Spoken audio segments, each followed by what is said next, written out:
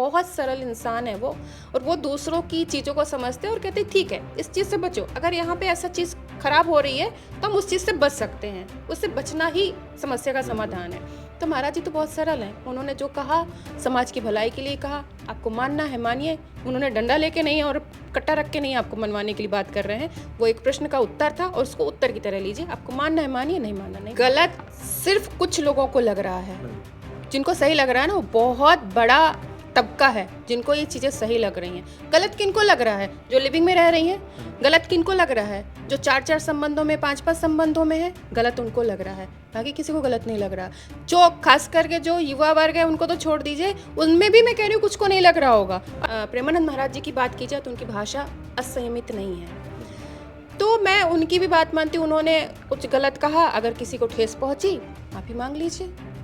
उन्होंने जो कहा और जो है उन्होंने जो कहा, उन्होंने एक वर्ग का नाम लिया था, लेकिन प्रेमानंद महाराज जी में ये चीज़ नहीं, उन्होंने दोनों को कहा है, तो उनको माफ़ी मांगने की जरूरत नहीं प्रेमानंद महाराज जी को। मैं कह रही हूँ किसी भी धर्मगुरु को मानिए, पर अपनी संस्कृति, अपने जड़ों से, अपने सनातन से जुड़े रहिए और जो परंपरा है भारतीयता को बचा के रखिए, क्योंकि हम वेस्टर्न कल्चर को नहीं फॉलो कर सकते पूरी तरीके से। हम अतकचरे हो गए हैं, ना हम उनको फॉलो कर पा रहे हैं और ना हम अपना ही मान पा रहे हैं। लिविंग का कल्चर होगा, फिर वो जा करके एक जगह पर संतुष्ट नहीं होंगे, क्योंकि जगह जगह वो रह चुके हैं, उनको उसका भी नेचर पता है, उनको इसका भी नेचर पता है, उसका भी नेचर पता है, तो वो कैसे उसको लगे यार नहीं इससे से तो वो वाला था, नहीं इससे से तो वो वाला था, या नहीं और ट्राई करते शायद इससे अच्छा मिल जाए।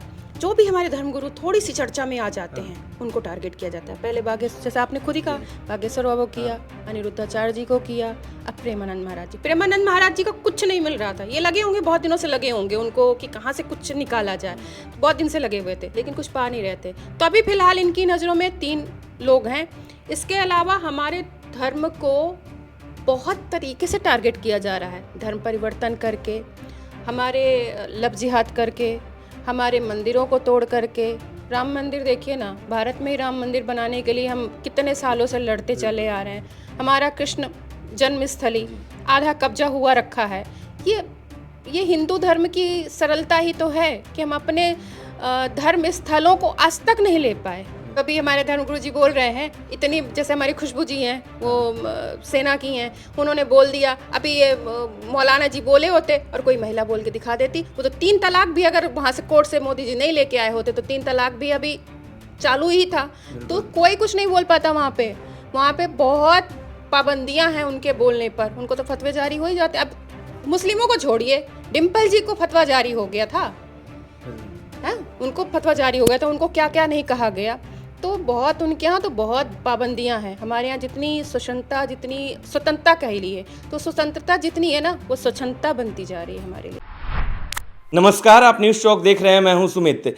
प्रेमानंद महाराज जी के बयान को लेकर जिस तरह से हंगामा मचा हुआ है, सबसे पहले आपको बता दें कि प्रेमानंद महाराज जी ने लिविंग कल्चर को लेकर और 4 बॉयफ्रेंड रखने वाली लड़कियों को लेकर कुछ सवाल किए थे, लेकिन ये सवाल वो लड़की जो ऐसे काम करते हैं उनको चुभने लगी। इस पर बात करने के लिए आज हम मौजूद हैं, हमारे साथ महिला मौजूद है, शशि पांडे जी हैं, कवित्री भी हैं और प्रेमानंद महाराज जी को फॉलो भी करती हैं। इनसे बात करेंगे, जानने की कोशिश करेंगे कि इनकी क्या राय है। बहुत बहुत स्वागत है मैम। सबसे पहले आप किस तरह देखती हैं प्रेमानंद महाराज जी को?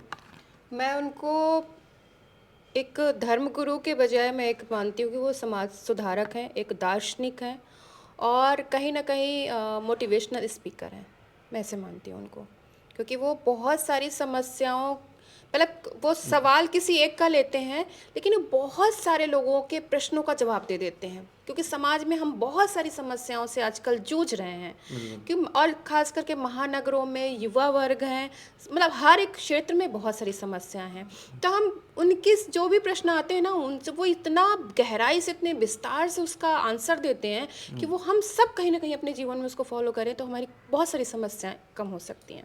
महाराज जी को किडनी की प्रॉब्लम है, डायलिसिस पे हैं, उसके बाद भी वो हजारों लोगों को तमाम शिक्षाएं देती हैं, लेकिन उसके बाद भी जो उन्होंने बात बोली, क्या उस बात से आप इत्तेफाक रखती हैं? क्यों तकलीफ़ है महिलाओं को? देखिए, मैं पहली बात बता दूं कि महाराज जी ने किसी के लिए स्पेशली नहीं बोला है। महाराज जी को किसी महिला ने प्रश्न किया, कि वो विवाह आजकल के समय में विवाह क्यों नहीं चल रहे हैं, विच्छेद क्यों हो रहे हैं। तब महाराज जी ने दोनों पक्षों के लिए बोला, पुरुषों के लिए भी बोला और महिलाओं के लिए भी बोला कि पुरुष भी जहाँ पर बहुत पहले से बहुत सारे संबंधों में रहे, महिलाएं भी बहुत सारे संबंधों में रहीं, तो जहाँ ऐसी कल्चर होगा, लिविंग का कल्चर होगा, फिर वो जा कर के एक जगह पर संतुष्ट नहीं होंगे, क्योंकि जगह जगह जगह जगह वो रह चुके हैं, उनको उसका भी नेचर पता है, उनको इसका भी नेचर पता है, उसका भी नेचर पता है। तो वो कैसे उसको लगेगा यार नहीं इससे से तो वो वाला था, नहीं नहीं इससे से तो वो वाला था, यार नहीं और ट्राई करते, शायद इससे अच्छा मिल जाए। तो इसकी तो कहीं सीमा ही नहीं है, ये ख़त्म ही नहीं होगा, आपको कहीं एक जगह तो टिकना होगा ना। तो ये चीज़ें तो उन्होंने दोनों के लिए कही हैं, और जब दोनों के लिए कही हैं तो एक को लेकर के, एक पार्ट को निकाल करके किसने वायरल किया और क्यों वायरल किया है, ये चीज़ सोचने वाली बात है। तो ये टारगेट किया जा रहा है, सिर्फ और सिर्फ टारगेट करने की मंशा से ही ये कटिंग निकाली गई और टारगेट किया जा रहा है। क्या वजह हो सकती है टारगेट करने की? सनातन को टारगेट करना, या अभी इस समय इतना छांगुर रसीदी ये सब चल रहा था, तो हो सकता है उस टॉपिक को कवर करने के लिए किया गया हो, क्योंकि टाइम टू टाइम ये चीज़ें होती हैं, हमारे सनातन धर्म पे अटैक होता है और उसको हम किसी के ऊपर अटैक नहीं करते, हम काउंटर में रहते हैं हमेशा। जिस दिन हम अटैक में आ जाएंगे उस दिन शायद ये अटैक जो हमें काउंटर की वो है ना, ये स्थिति बदल जाएगी, फिर हम अटैकिंग में आएंगे, वो काउंटर में आ जाएंगे। लेकिन ये जो अटैक किया जा रहा है और हम सिर्फ बचाव में रहते हैं, ये कमी हमारे अंदर है, इसलिए बार बार हम अटैक किए जाते हैं। जिन महिलाओं को बुरा लगा है कि बाबा ने प्रेमानंद जी ने गलत कही, तो क्या क्या ऐसी बातें थी जो ऐसा लगा कि ये गलत है समाज के लिए? मैं आपको बताऊं, गलत सिर्फ कुछ लोगों को लग रहा है, जिनको सही लग रहा है ना, वो बहुत बड़ा तबका है जिनको ये चीज़ें सही लग रही हैं। गलत किनको लग रहा है? जो लिविंग में रह रही हैं। गलत किनको लग रहा है? जो 4-4 संबंधों में, 5-5 संबंधों में है, गलत उनको लग रहा है, बाकी किसी को गलत नहीं लग रहा। जो खास करके जो युवा वर्ग है उनको तो छोड़ दीजिए, उनमें भी मैं कह रही हूँ कुछ को नहीं लग रहा होगा। और खासकर जो माएँ हैं, जो महिलाएं हैं, वो क्योंकि हर एक महिला माँ है जो शादीशुदा है, बच्चे हैं उसके, उससे पूछिए उसको क्या बुरा लग रहा है, उसको नहीं बुरा लग रहा है। लिविंग में रहने की तो आज़ादी कोर्ट ने दी है ना, आप रह सकते हैं, अगर आप बालिग हैं, आप वो आपका पर्सनल मैटर है, आप रह सकती हैं, फिर क्या दिक्कत है? लिविंग से क्या समस्या है? लिविंग से समस्या कुछ नहीं है। देखिए, आज़ादी तो कोर्ट बहुत सारी चीज़ों की देती है। आज़ादी तो कोर्ट ने दी है कि पति के रहते, मतलब पत्नी के रहते हुए आप अलग से पत्नी भी रख सकते हैं, तो रखिए, फिर यही समाज अगर है। कोर्ट की तो मैं बहुत सारी चीज़ों की मैं क्या ही बात करूँ कि बहुत सारी चीज़ों की ऐसी कि सब वो सुन करके जो ऑर्डर आते हैं उनको सुन करके आश्चर्य होता है कि ऐसे भी कोई कुछ कर सकता। एक ऑर्डर था कि ये तो मतलब मजाक हो गया कि आप ऑफिस से आते ही पत्नी को डार्लिंग कहना होगा। आप मानेंगे इस चीज़ को कि पति घर में घुसेगा तो घर में घुसते ही पहले डार्लिंग कहना होगा? नहीं, अगर नहीं कहोगे तो उसमें भी महिला कोर्ट जा सकती है। तो ऐसी बातों का, बेतुकी बातों का तो कोई मतलब नहीं है कि कोर्ट क्या कह रहा है, और कोर्ट तो बहुत सारी चीज़ों को मान्यता दे रहा है, तो ये तो सही नहीं है तो समाज के लिए। सवाल तो ये भी है कि 4 बॉयफ्रेंड अगर रखने वाली महिलाएं सोसाइटी में हैं, तो क्या दिक्कत है अगर 4 बॉयफ्रेंड रखती हैं, उनका ब्रेकअप हो जाता है, तो फिर इससे क्या समस्या है? समस्याएं हैं जो बहुत सारे हम मर्डर देख रहे हैं, हम बहुत सारे सुसाइड केस देख रहे हैं, हम बहुत सारे डिप्रेशन के केस देख रहे हैं। ये सब उसी का नतीजा है। जब हम एक जगह रहते हैं तो हम कहीं ना कहीं उन चीज़ों को गंभीरता से लेते हैं और हम उन चीज़ों को बर्दाश्त करने की हमारे अंदर क्षमता आती है। हम उस चीज़ के लिए गंभीर होते हैं, हम थोड़ा सब्र करते हैं ना, सब्र का फल मीठा होता है।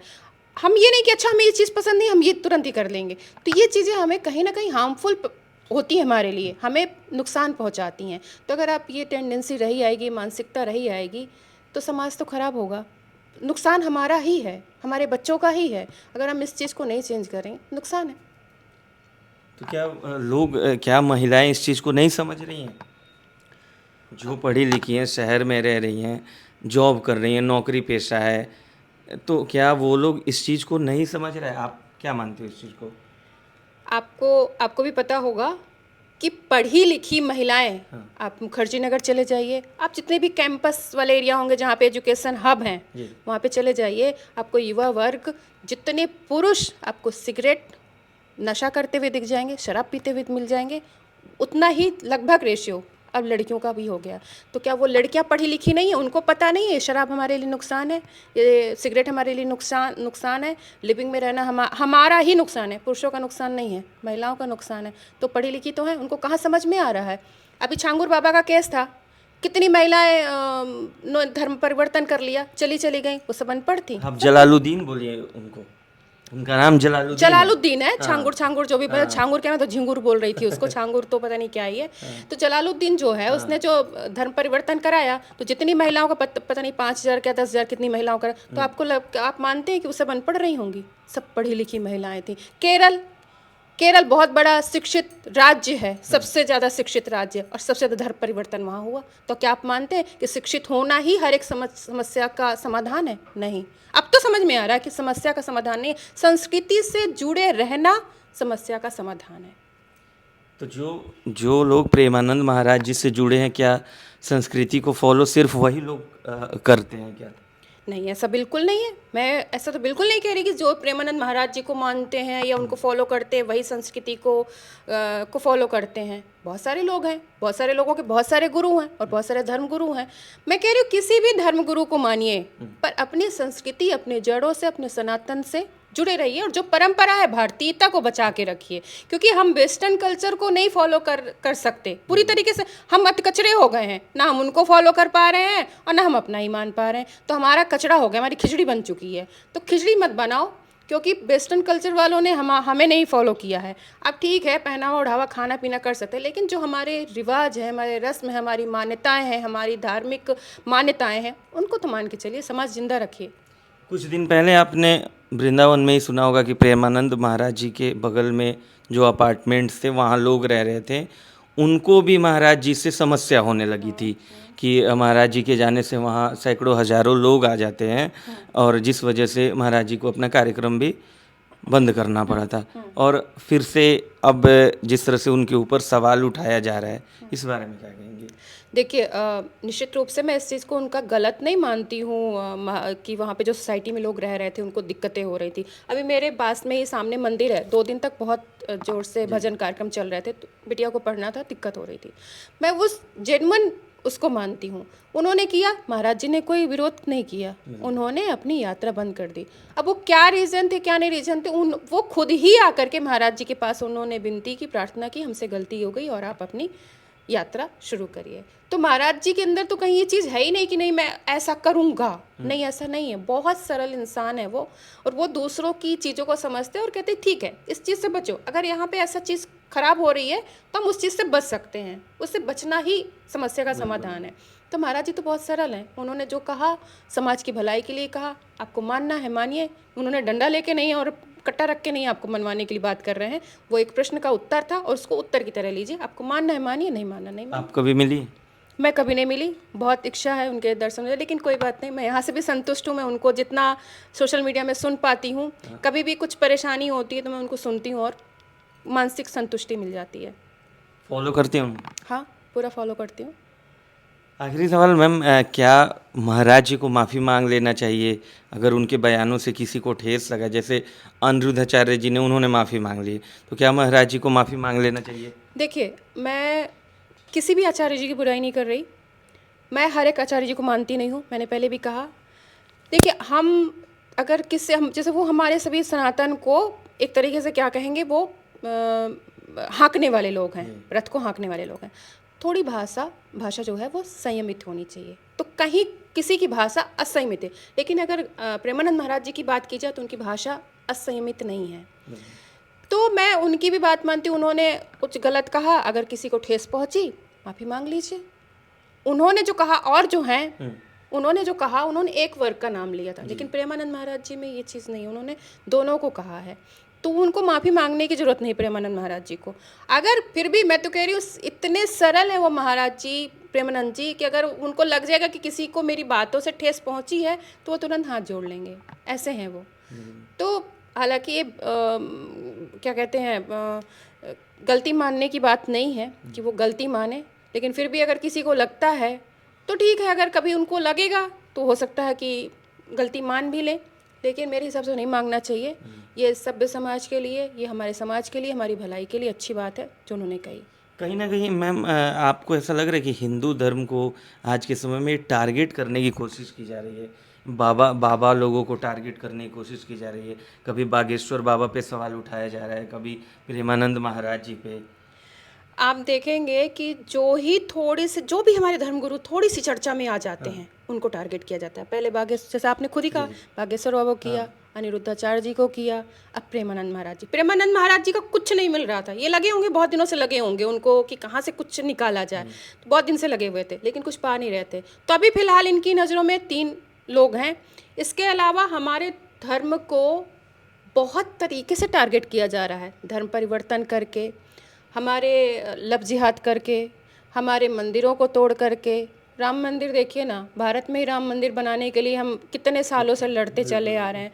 हमारा कृष्ण जन्मस्थली आधा कब्जा हुआ रखा है। ये हिंदू धर्म की सरलता ही तो है कि हम अपने धर्म स्थलों को आज तक नहीं ले पाए।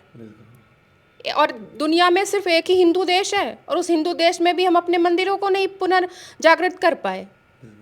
कहीं है ऐसे मुस्लिम देशों में चले जाइए आप कि कहीं है ऐसा कि उनकी मस्जिदों पे कोई कब्जा करके चला गया रहा हो 1500-2000 साल पहले और उनको फिर से पुनर्जीवित करने में इतने जद्दोजहद करनी पड़ी हो। मुस्लिमों पे तो आप सवाल ही नहीं उठा सकती, सर कलम कर दिया जाएगा, ऐसे उनमें चीजें हैं।